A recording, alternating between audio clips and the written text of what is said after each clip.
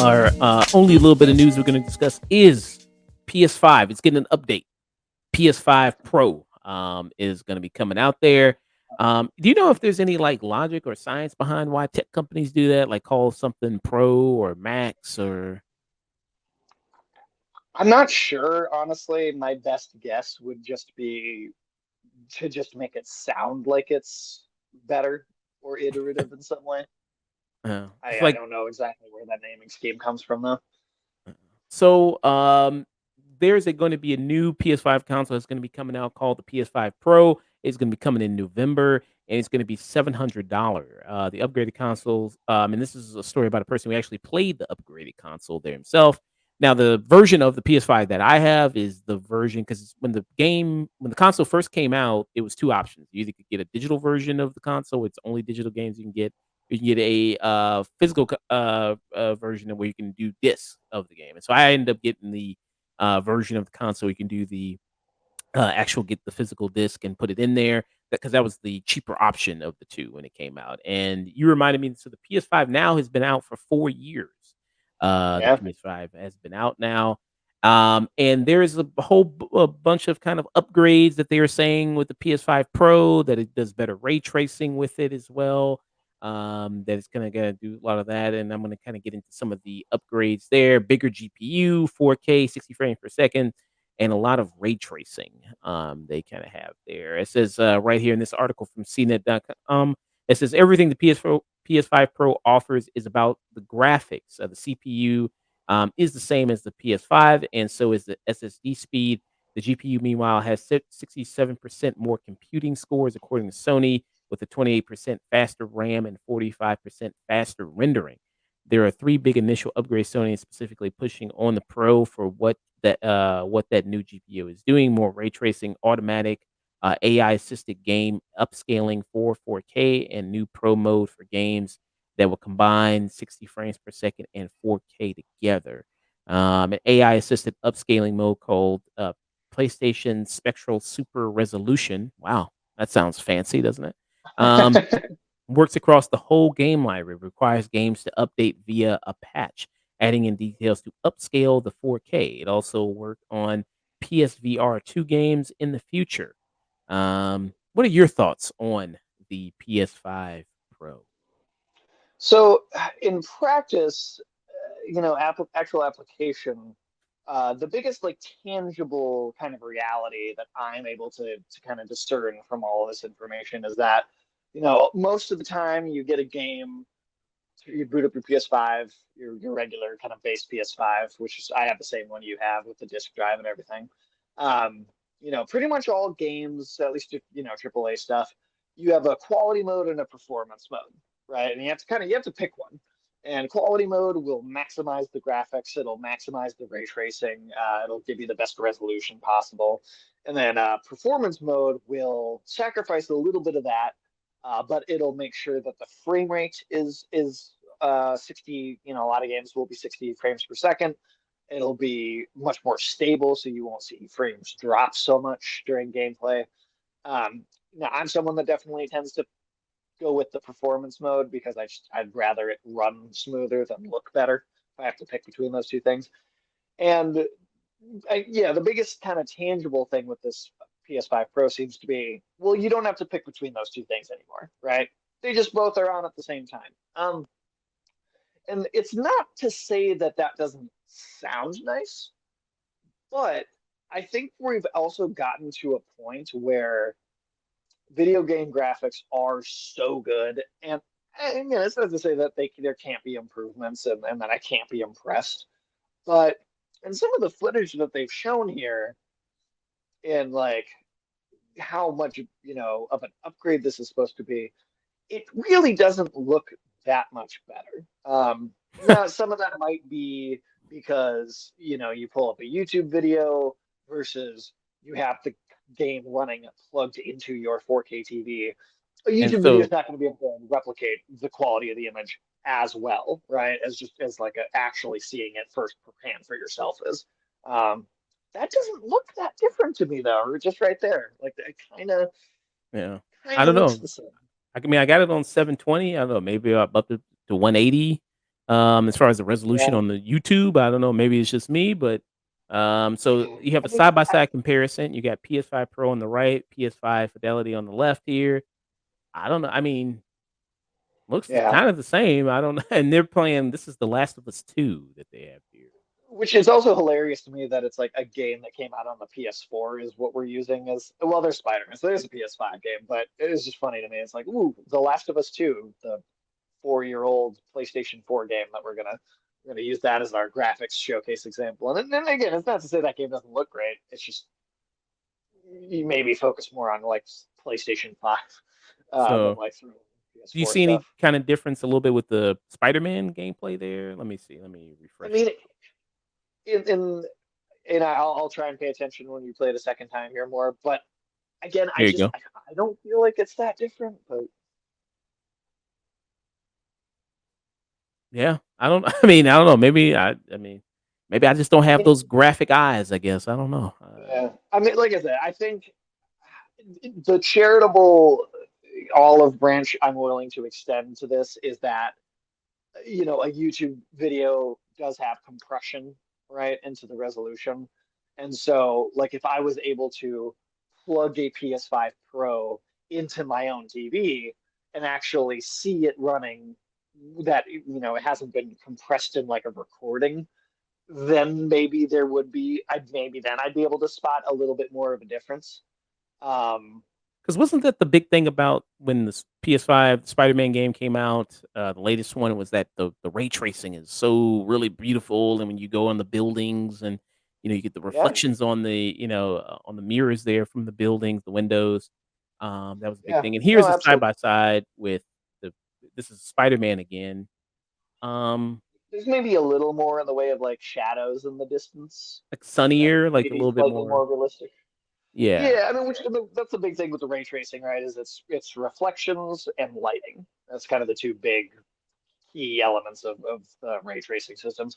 Um, I could see how not having to choose between performance and quality um, might be nice, but does it feel essential? I think is the question here. Like, do you know like maybe it's nice, maybe it's convenience. Like, hey, if you don't have a system at all, you're just rocking with the PS4. You're going to upgrade for the first time after this comes out. Maybe then it seems like, oh well, let me just get the best version of it. Although the price, that's a whole other thing. But if you already have a PS5, I don't see and I don't see anywhere near enough of a difference to want to upgrade from the PlayStation 5 that you already have. I just don't feel like there's enough there. It's not like there's going to be games that are only for the Pro, so there's nothing, you know, that'll be like unplayable on the base PS5.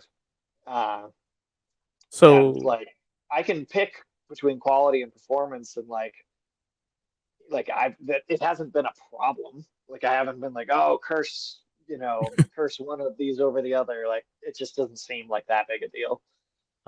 So if you want the version where you can also do digital and insert the disc, so you can get that for 500. And then if you want just the digital, that's 450 if you want just the Yeah, yeah, and then this PS5 Pro is $700. with So, no disk drive. with no And disc. they didn't. I don't think they expanded the memory at all. Like one of the big things going into this generation is like game file sizes have gotten bigger and bigger over Mm. time. Like during the PS3, it was like games were like megabytes, like 50 megabytes in install size, a lot of them, and then they're like 50 gigabytes on like the PS4 into the PS5, and I believe that the PS5 only launched with like a 500 gig hard drive, which is the exact same as the original PS4.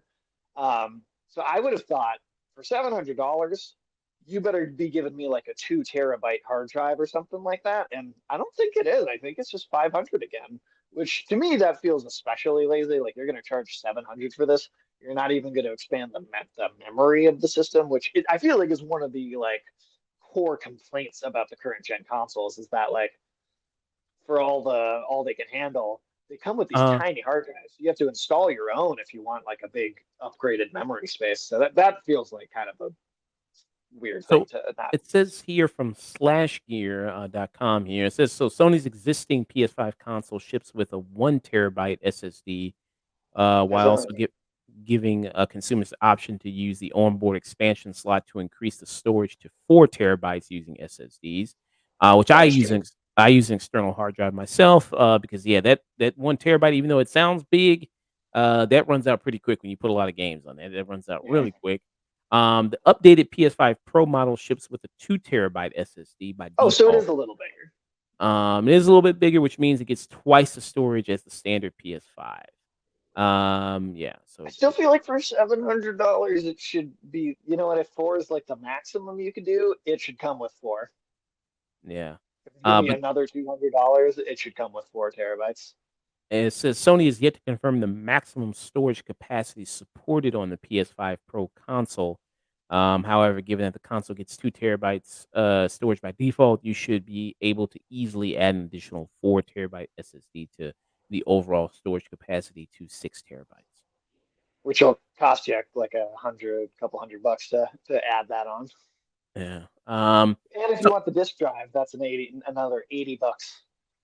yeah, if you do want the with the disk drive there as well, that's gonna be more expensive. So, you brought it up already of who is this for, right? If you already have a PS5, it's not like an iPhone, like, a lot of people upgrade their phones just to sometimes upgrade their phones, even though that doesn't happen a Right. lot, that's not really a big market there, but, um, people I mean, a lot of people probably aren't gonna get rid of their PS5 just to get a PS5 Pro just for you have the what was it called? The PlayStation Super Spectacular, superfluous, fucking Yeah, whatever. maybe if it lets you see ghosts or something, then it might be worth it. But Yeah, I mean, you're not gonna upgrade that for to get the PSSR as they call it or whatever fancy thing terminology they kind of come up with. So if you already don't have a PS5, is that the market they're going for? If you are don't have one, this is the version you maybe, should get above the other ones. maybe, and I mean, I'm sure that there will be some sales that factor into that market, right? Of people who just they haven't gotten one at all yet, and here's the best one. So that might be appealing to a certain crowd, but I think even then, it still isn't going to quite land that in that way because I think it's so overpriced. I mean, like, you know, they did this with the PlayStation 3. The PlayStation 3 launched at way too high a price, and it kind of created, and it was funny because it was partially, it was Sony got really big for their britches with the PlayStation 2 because the PS2 was so beloved and such a success that with the PS3, they like overcharged for it and they kind of fell on their face with the at least the first half of that generation, and it kind of allowed the Xbox 360 to come in and be the bigger, popular, more marketable console for that kind of generation of stuff. Um, and like, I don't think that Sony fell nearly as hard like in the first half of the generation with the PS5 because I think they kept things up from the PS4 much better than they did from the PS2 to the PS3, but it seems like a very similar mistake where like I mean like sure some people this amount of money is just not going to matter to and that's whatever. $700 is it matters to me. Like that's too much to spend on a video game console. No matter how much I'm into video games, and I feel like for most of the people that are waiting on a PS5 are probably waiting on a PS5 because they want to see the price go down before they buy it, not Mhm. go up. They're not waiting for the price to go up to buy one. So, I don't know. Yeah. And I remember when the PS3 came out. So when the PS3 came out, it was a huge, fat, heavy monstrosity of a thing. And I have one of those too. I waited until it was on sale a little bit. Like I think I got mine for 400. Um, I didn't buy it when it first came out, but I do have that big fat looking PS3 still. Yeah, back when this first came out, yeah, this is the way it looked back in the day. And then they had a PS3 Slim version of this, Yeah. of it. And I think I remember the issue I first had with this one because I did get this one at first. was that the buttons, there was no like actual like click button there with it. Like it was like one of those, that was also an annoying thing about it. Like the buttons were more just like embedded in it. So you really had to dig in it and like press the power button or inject the disc and things like that. And the only reason I got the PS3 Slim was because I think something happened with my I think the fan overheated or there was like that issue with it. It got overrun and kind With of it broke wasn't down. the yellow light of death. I think I got the yellow light, yeah, and that's the only reason I Somehow I'm upgraded. lucky. Mine still works. I don't know how that happened, but And then you also had another kind of a similar thing with the PS4.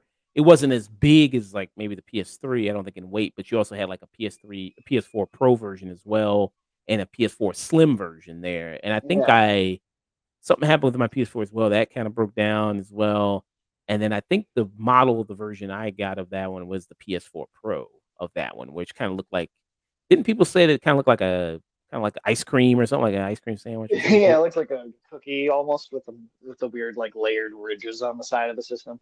No, I mean I think that was a lot more successful. I think when the PS4 Pro that like because it's not too it's not like a bad thing to have like this mid generation kind of hardware refresh, but with the PS4 Pro, one I think it was if I'm remembering right, I want to say that it was only like $100 more expensive, or it might have even been the same price as the PS4 when it first launched.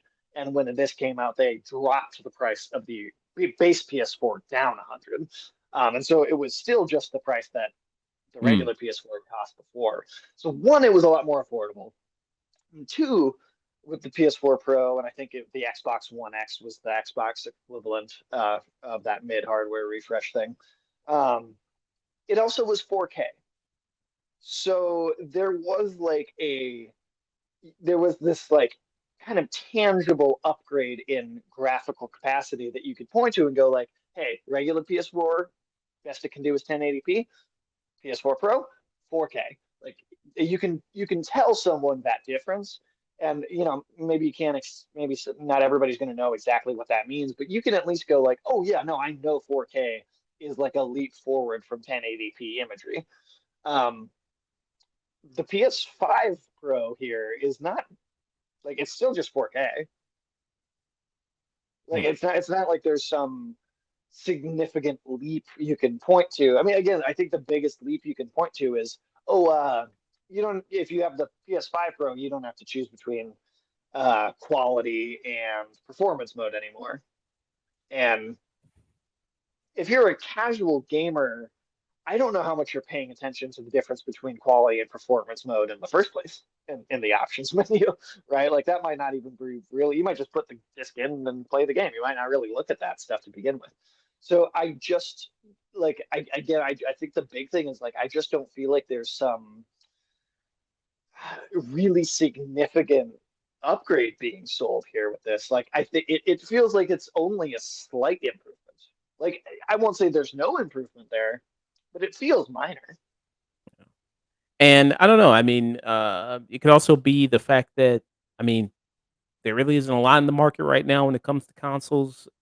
People are kind of awaiting Nintendo Switch 2. They're gonna wait there. People are waiting to see what's gonna happen when they're at announcement for Nintendo. So do you think the ball is in their court when it comes to Nintendo? If they're looking at this decision and going like, we have a choice to either, because how much was the Switch when it originally came out? I think it was like 400?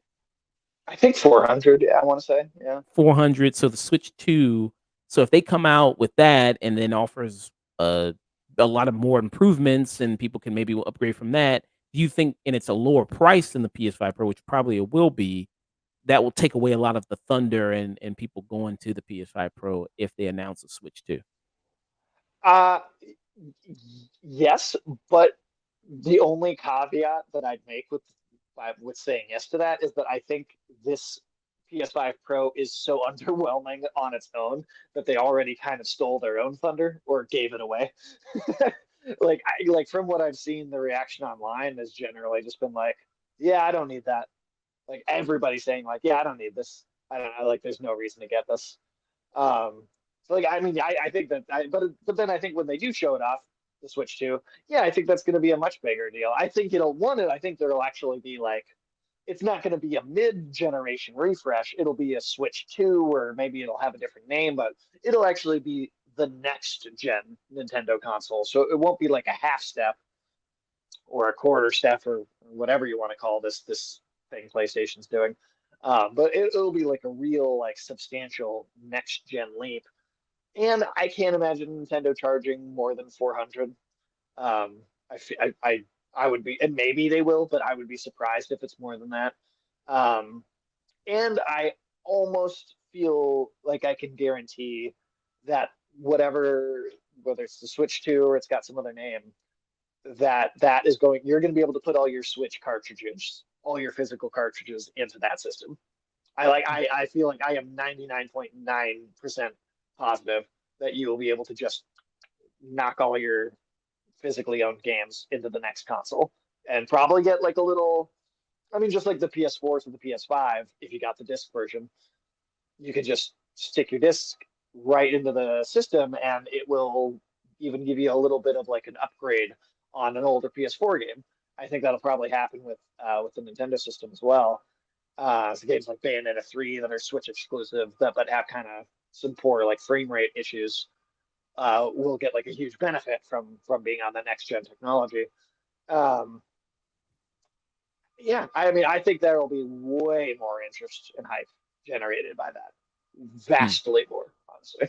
Yeah, I'm looking on Twitter. Yeah, a lot of people just saying like, "What's the difference?" You know what I mean? And this one person says like, "Look at the three shadows you see in this Spider-Man image. Look at that. Isn't that paying the $700 for that? I mean, look at that. You see extra couple shadows in the trailer. Yeah, Yeah, look at that. yeah, that's worth $700.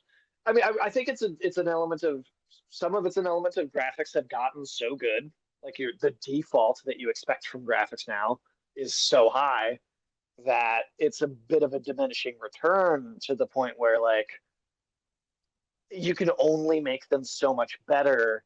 And when you do make improvements, it's in more subtle ways. So, like you have to sell these systems now on games. And when this is a not next gen system, but just a mid generation hardware refresh, there you can't sell that on games, right? Like you can't make something exclusive to a half step, slightly better version of the same console. So like the single biggest marketing tactic is kind of taken out of your tool set. So I don't know what you could do to make this more desirable.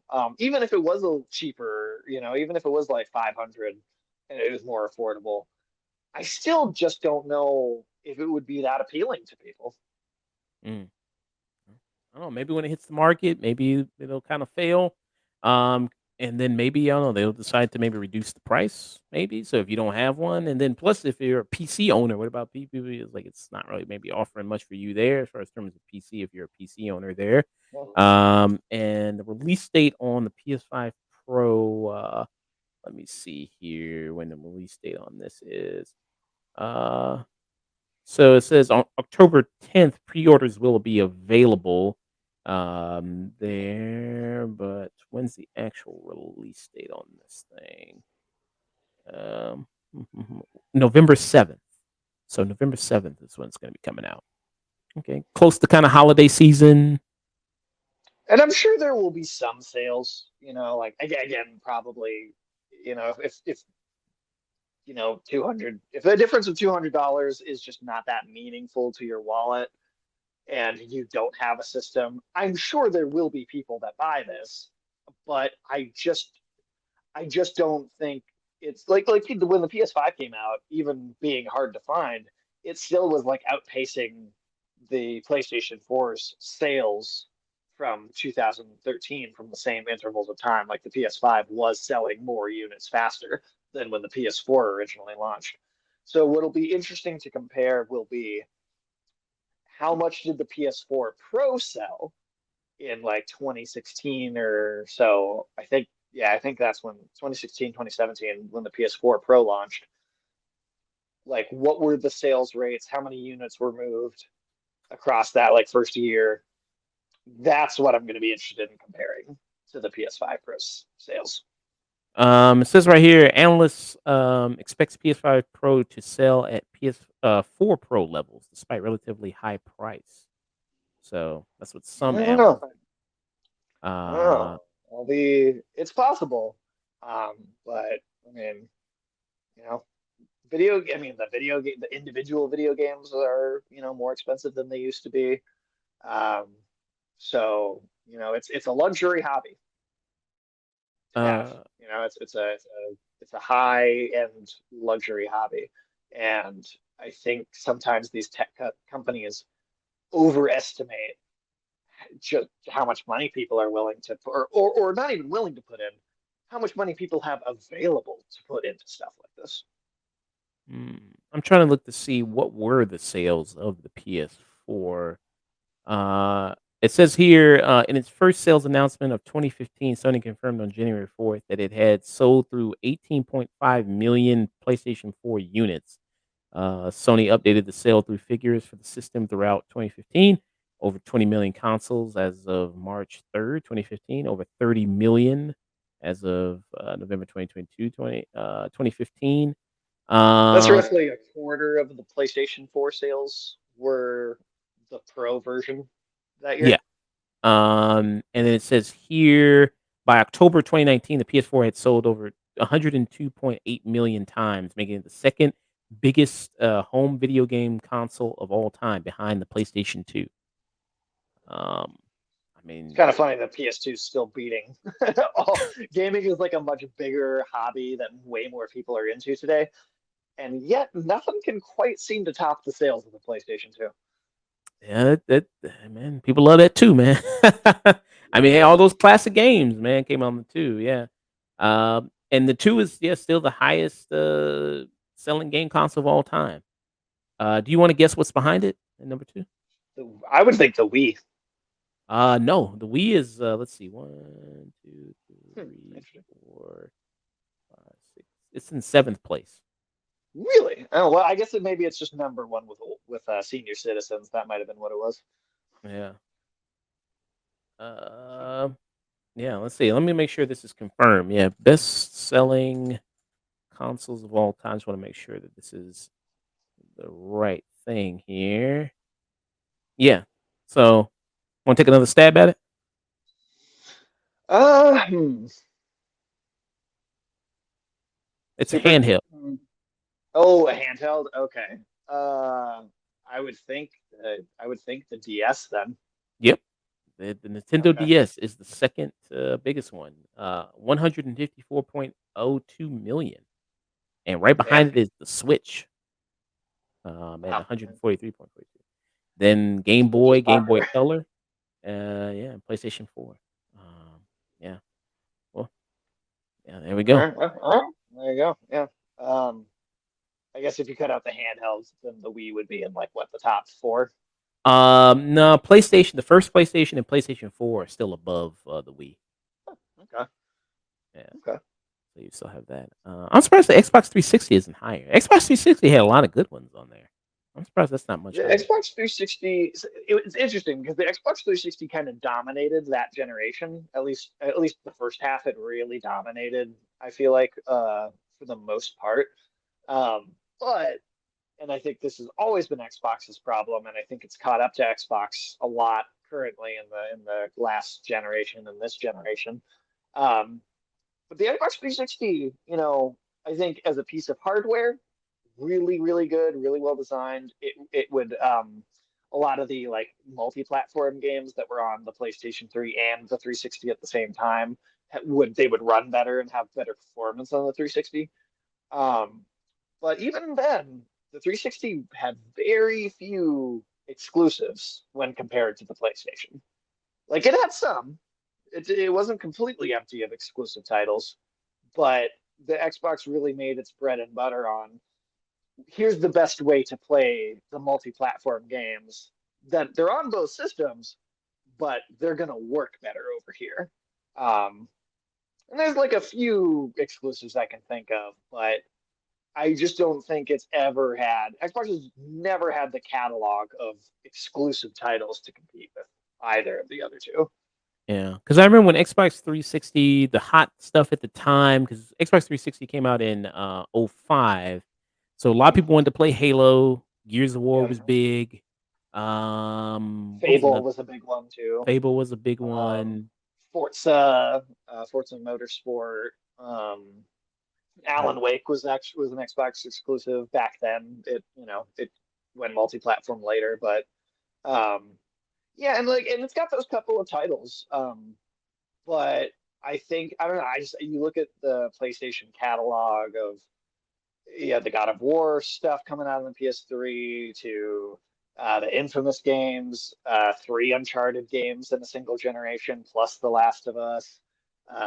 You had Ratchet and Clank stuff coming out all the time still. Grand Theft Uh, Auto.